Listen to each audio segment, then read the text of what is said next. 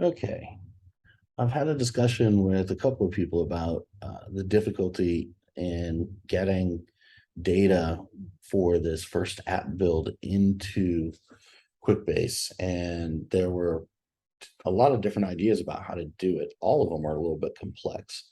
I found a kind of easy way, so I'm going to share that with everybody real quick.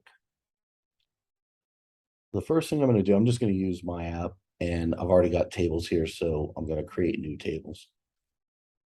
So I need to first decide what table I'm going to create. And I picked the songs table because I want to get all of the information from the spreadsheet into Quickbase so that I can then manipulate it. And the songs are represent all of the data because individual songs have to be there. Records may have some songs, and so if you just pull in records, then you're not going to have all of the information for the individual songs. Artists may have some records, but the same thing. You're not going to have all the individual information for all of the tables below. So I'm starting basically with the lowest table, the child table that's going to be songs. And I've already got a songs table, so I'm going to have to call this songs test.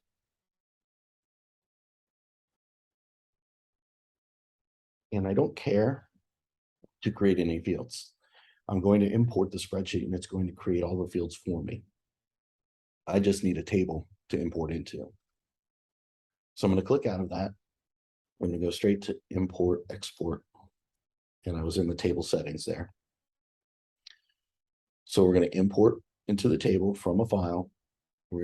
It's the songs table we're dealing with. We're going to leave it as the record ID being the merge field. And I'm going to drag my spreadsheet with information right here and select import. Now, Quickbase guesses based on your headers what fields ought to be created or where information ought to go. And usually it's pretty good at it. In this case, it's wrong. I'm going to tell it to create a new field there. I've already looked at the rest of these and they're pretty good. So we're just going to hit import. So now it's created 30 rows, 30 different records. So it's read all of our data from the spreadsheet, created a record for each row, and it's created 19 fields. So if we go to the songs table, we can see all of that information and all of those fields.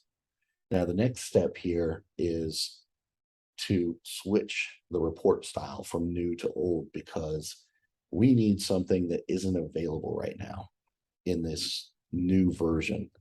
So if you were to take the album name field here and click on it, in this version, you're going to see grouping, hide or show, and field properties.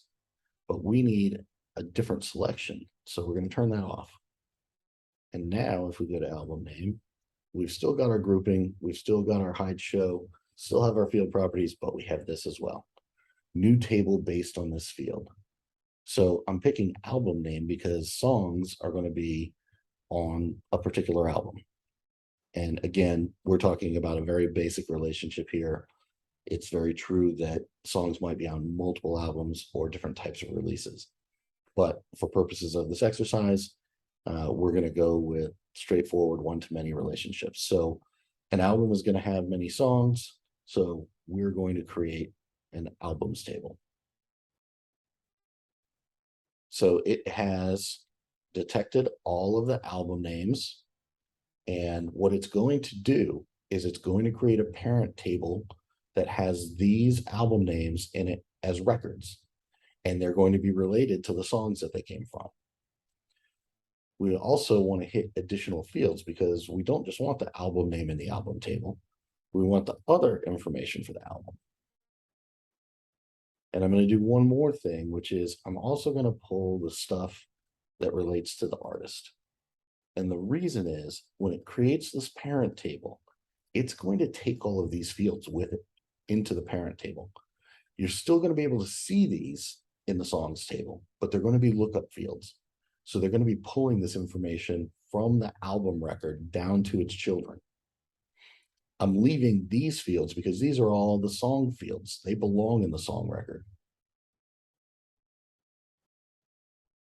So now I'm going to hit next. It's going to give me a warning telling me just what we talked about, that it's going to pull that information out of this table and into the parent table.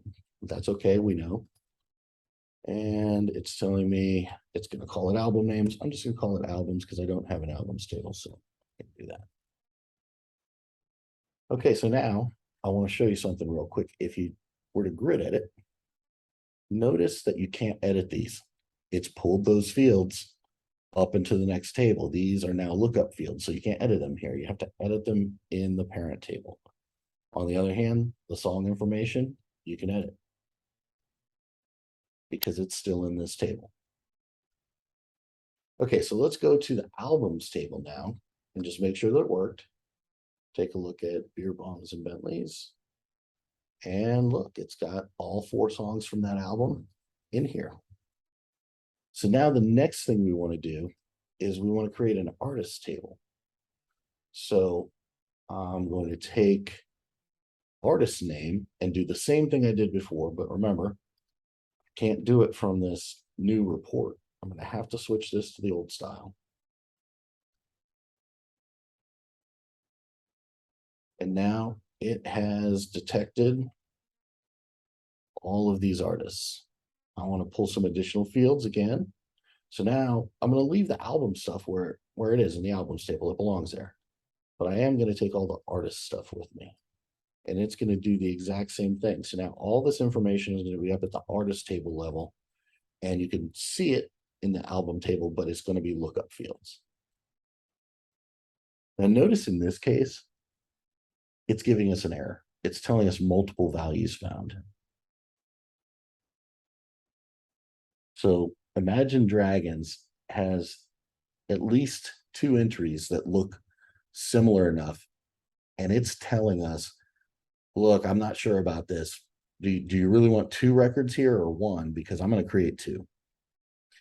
If you want 1, you'd have to go and actually figure out what's wrong with that data and why it's going to create that record. I've actually taken a look at it and I can't figure out what's giving it trouble. I'm just going to tell it, conform the values for this column, and that's going to allow it to create the table, but it is going to create 2 records for Imagine Dragons, and we'll have to fix that. But that's okay. That's a lot less effort than how we were going about getting this information in earlier.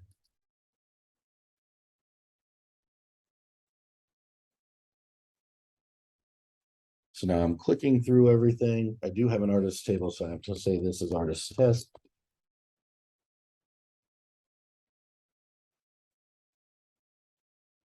And now, again, if we were to do a grid edit, you can see that the artist information is no longer editable here at this level in the albums table because it's all been pulled out of this table. These are now lookup fields.